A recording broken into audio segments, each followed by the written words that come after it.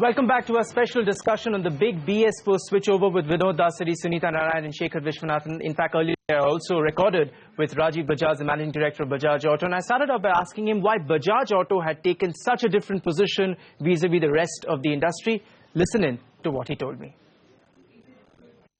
The reason we've taken a different position is simply because, in our view, the circumstances this time are completely different, and let me explain that to you in two parts. You see, first and foremost, this is the first time that in specifying the norms, there is a split in the date. This has never been the case in the last 25 years, and I think the industry has acknowledged that. So essentially talking about the split date between new and old two-wheelers. Am I right, Mr. Bajaj? So what this split means is that any new product that was introduced from 1st April 2016 itself, whether a two-wheeler or whether a car or whatever, has already had to comply with BS4 norms since 1st April 2016. So that's already been done. Now, assuming that every automotive manufacturer in this country has introduced at least one new product in the last 10 months, this means that every maker has demonstrated the ability to implement BS4 norms since 1st April last year. So that is a given, that is a fact, and is not a matter of opinion or interpretation. Now, the next issue is that for the current products that we have all been making for some time, should 1st April this year, i.e. 2017, be the date of production or be the date for registration, i.e. sales? If you go by the notification and by the letter of the law, of course, we are all more than aware that it is date of production. But the reason, my contention is that the industry should do better than that is this. This means that the industry is effectively saying, or the rest of the industry is effectively saying, that we need 12 months to scale up the production of all our existing products from BS3 to BS4. This is effectively what they're saying. My point is that once you have done it once, then to scale it up, I have been part of this industry for 25 years. I'm a reasonably good engineer. I know it doesn't take more than 6 to 8 months to scale it up. There is no component, no mold, no tool, and no supplier that is such a bottleneck that the industry could not have scaled up in the 6 to 8 months time period. Which means that if by September, October, November, we had converted all our production from BS3 to BS4, then definitely we would have met 1st April 2017 in terms of date of registration. Why is this important? The reason this is important is because those who are saying that it's a date of production and therefore they didn't do it. My question is simply this. Are you not doing it or have you not done it because you don't have the ability? The answer is clearly no, because everybody has already complied with BS4 for the new products. So the answer therefore is you are not doing it because that's your attitude. So Rajiv, effectively you're implying that industry has purposely delayed the norms, and if they really wanted, they could have actually upgraded the existing entire stock of BS3 vehicles within BS3 vehicles to BS4 within 6 to 8 weeks. I'm saying not 6 to 8 weeks, 6 to 8 months, depending on the volume of production of each individual automaker. 6 to 8 months is quite sufficient. We have done it in that period of time. And what I'm therefore saying is, for example, hypothetically, if, let us say, in upgrading from BS3 to BS4, instead of there being a cost increase of 1,000 or 2,000 rupees a vehicle, let us say for argument's sake, there had been a cost reduction of 1,000 to 2,000 rupees, then I am almost insinuating that everybody would have gone out of the way. I need to sorry for interrupting. Yes, sorry for interrupting you, Rajiv. Sorry for interrupting you. Essentially, you're saying then that industry would have actually adopted BS4 norms a lot quicker if it actually led to a price reduction. They haven't, because it would have led to a price increase which they were unwilling to pass on to the consumers. For example, if that led to a cost reduction, that means when it comes to reducing your cost, you will go all out at full speed. You are not going to wait for 1st April 2017. You are probably going to do it as soon as you can do it. But just because in this case cost is going up and you need to pass that on to the consumer or absorb it, depending on the individual company's thinking, you have decided to postpone it. And at that point, if I may say, my question is, okay, you met the law, but let's talk about consumers. I mean, I would like to believe that I live in India where if I go out there and ask a customer that for a Pulsar or Avenger, I can give him a BS4 vehicle, which is good for all of us because we all breathe the same air. Will you pay me 1,000 or 2,000 rupees more? My conviction is every single person will say yes. So therefore, I feel it's a huge lost opportunity for the industry to improve its image. And I'm sorry to say, I think the only people in this country who think that it is not worthwhile to do it earlier rather than as per what is in the notification, is only people in the industry. But I think every man Rajiv, on the road would have wanted it otherwise. You've yourself said, that they have not broken any law, but yet you've sought a financial levy on companies. You've even accused them of outright cheating, even though the industry, as you said earlier, they have not broken any law or any specific regulations. Many would say that these are very extreme words from you, Rajiv. First of all, I don't remember saying anything about either a financial incentive for Bajaj or a financial penalty for Bajaj. But you've been quoted in the newspapers as saying precisely that, Rajiv. I can't speak for some journalist who decides to write what he does. But certainly, I never said, as far as Bajaj Auto is concerned, that just because we have done it ahead of time, we should be rewarded. I have never equated issues like the quality of air with a few pennies in the pocket. So that is certainly not my contention. As far as cheating is concerned, I will say this again, that if one seeks, we are a big industry. We are billions and billions and billions of dollars. We employ thousands and thousands of people. We see ourselves as visionaries. As CEOs, we have pay packets of 5-10 crores of rupees. We believe we can create the future. Now, if this is the image we want to have about ourselves, and then on the other hand, if we are conveniently looking away from the fact that there was a split date this time, that BS4 was already implemented for new products from 1st April last year. And if we want to only further half the argument of, what is written in a specific circular, then to me, we are not worthy of the image that we are trying to project of ourselves. And in that sense, in at least an intellectual sense, if no other, I think we are being dishonest. Now, for me, dishonesty, cheating, these words are synonymous. So then, Rajiv, can you sort of assure us that come April 1, 2017, Bajaj Auto, for one, will not have any BS stock whatsoever? Bajaj Auto will not have any old BS3 inventory because we started the process of transition to BS4 across our product range from September.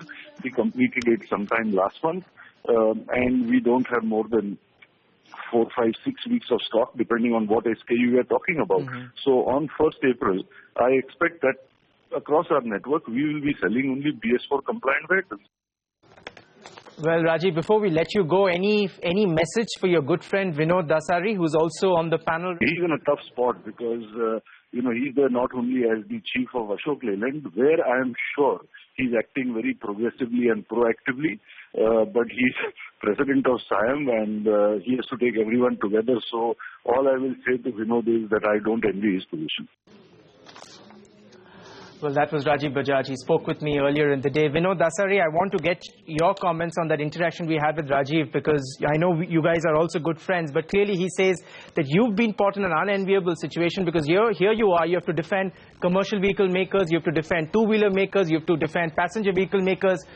But, the big takeaway really, Vinod, from that interaction is the fact that, here he's saying that if auto industry really wanted, they could have upgraded the entire stock of vehicles to BS4 within 6 to 8 months, and willy-nilly they did not do it, Vinod.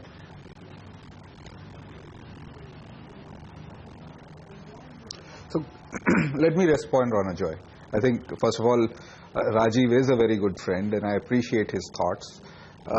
Let me say that I'll even say I don't disagree with him. But what he's saying applies for two-wheelers or for cars. What For commercial vehicles, two-wheelers and cars, I completely agree. For one, if somebody was given a 2-year window saying all new models have to be done by them, if somebody is not meeting that or not even meeting the spirit of that, that's very wrong. And SIAM never supports something like this. So let's separate two-wheelers and cars and let's separate commercial vehicles. As I explained to you earlier, Ronojoy, commercial vehicle, let's say that I stopped making from October. Just for argument's sake, I stopped making BS3 vehicles from October and I only make BS4 vehicle. And one of my customers takes that vehicle and builds a truck or something on top of it and starts filling it up with BS3 vehicles. I mean, just imagine, he's going up the hill. The BS4 vehicle is designed that if the emission norms are not correct at the tailpipe, the torque comes down to half level. He's going up a hill carrying a load, and his torque level drops to half the level. This is a safety critical matter. So we cannot take such risks only in commercial vehicles. Unlike two-wheeler industry, where you go to a Bajaj dealer and you drive out a motorcycle, nice. But in a commercial vehicle, they build the body on it, they build the cabin on top. Sometimes they take months. So that is why we said what Mr. we Dasari, will in do fact, I think you're making... cut our inventory to a third. Absolutely, and I think you're making a very important point that, that we should not have one common yardstick to gauge, whether it's two-wheelers, four-wheelers or commercial vehicles, but specifically on two-wheelers. And I ask you this as the president of SIAM, given the fact that the two-wheelers, all new two-wheelers had to upgrade to BS4 from April 1, 2016, and we have reports of some two-wheeler manufacturers who may still be supplying old BS3 stock to the dealers. On that count, would you say that perhaps, these two-wheeler manufacturers should have done more and should have been better prepared?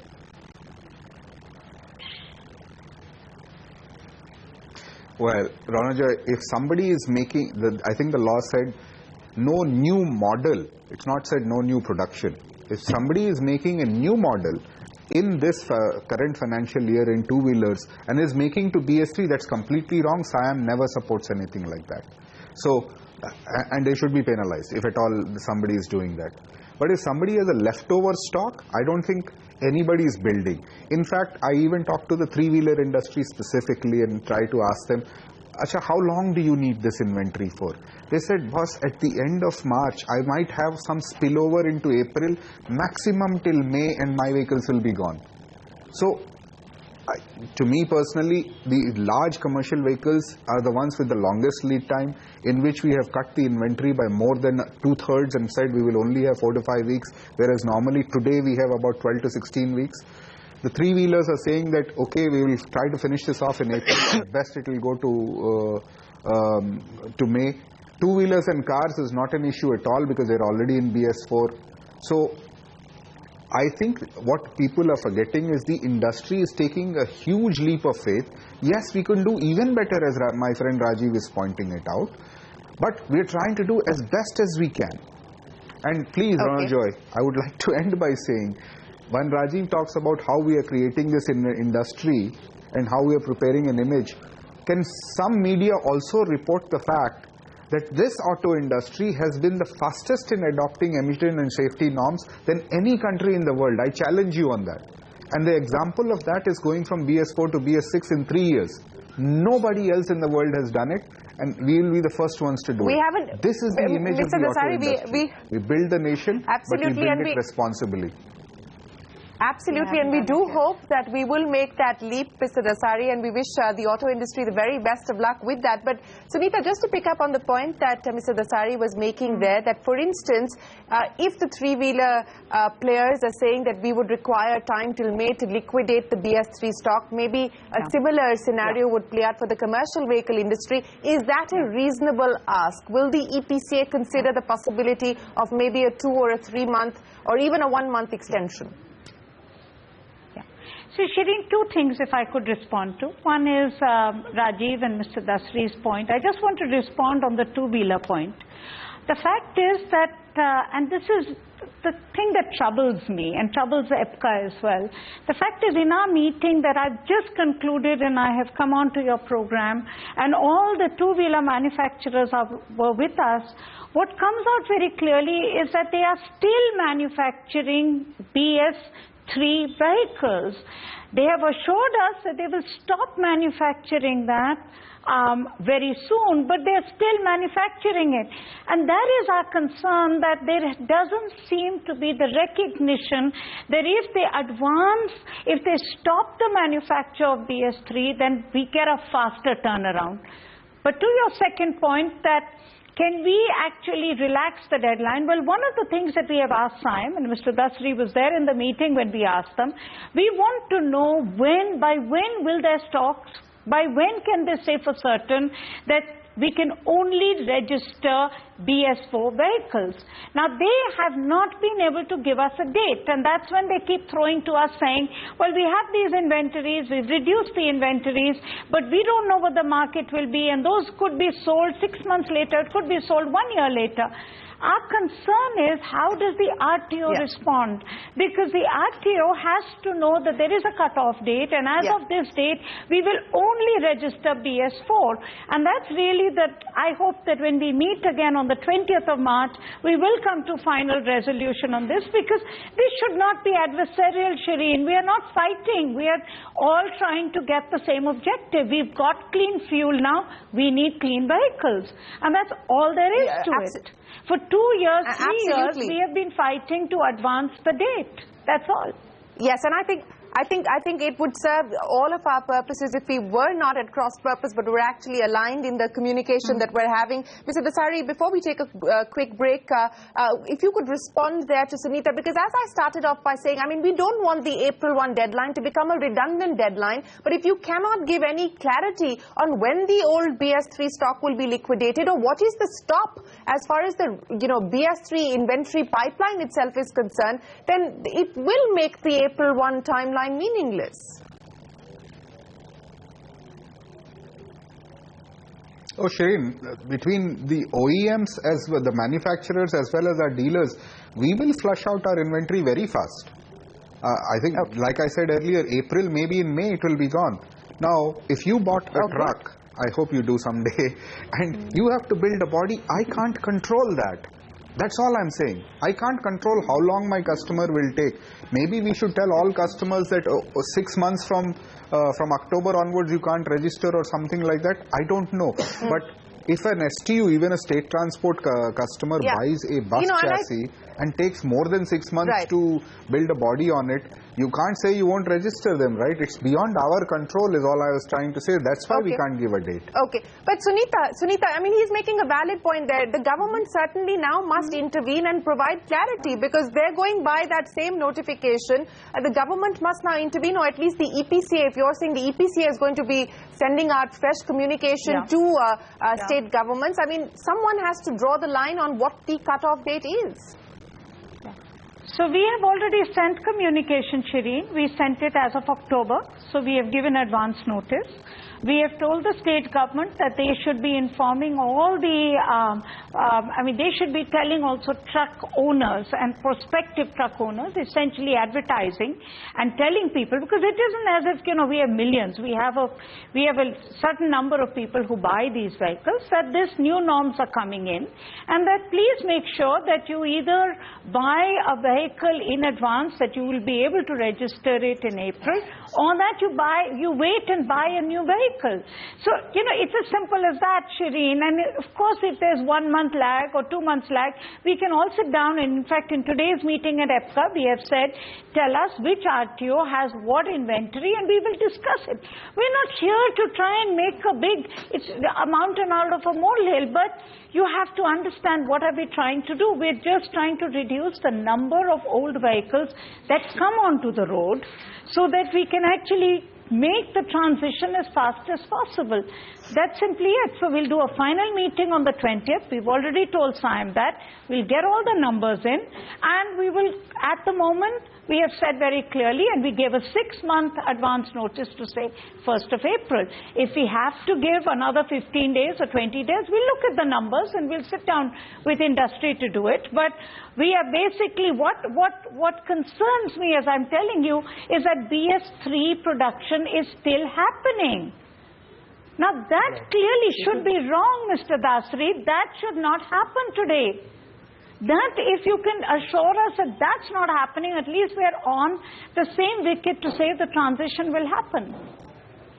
We sincerely hope that the deadlock breaks as on the 20th of March when the industry will meet once again. But Mr. Viswanathan, I mean, I know this does not directly pertain to Toyota because you are absolutely comfortable, following the spirit of the law, as it were, from the first, from the 1st of April 2017. But would SIAM be writing to the government because so far, the government has been silent on this issue? Would you write, to the government to seek more clarity and to play a more proactive role in this?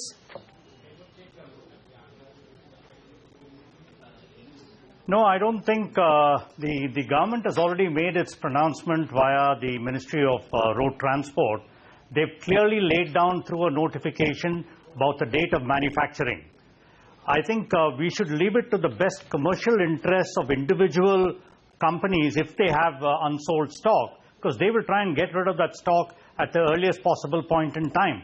They're not interested in carrying BS3 stock.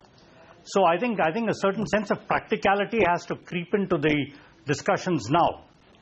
I think what will eventually happen is there will be a few scooters, a few trucks which are left over. And you can't do anything about such things because sometimes the color of the scooter you may not like, and it'll get kind of perpetuated in the system.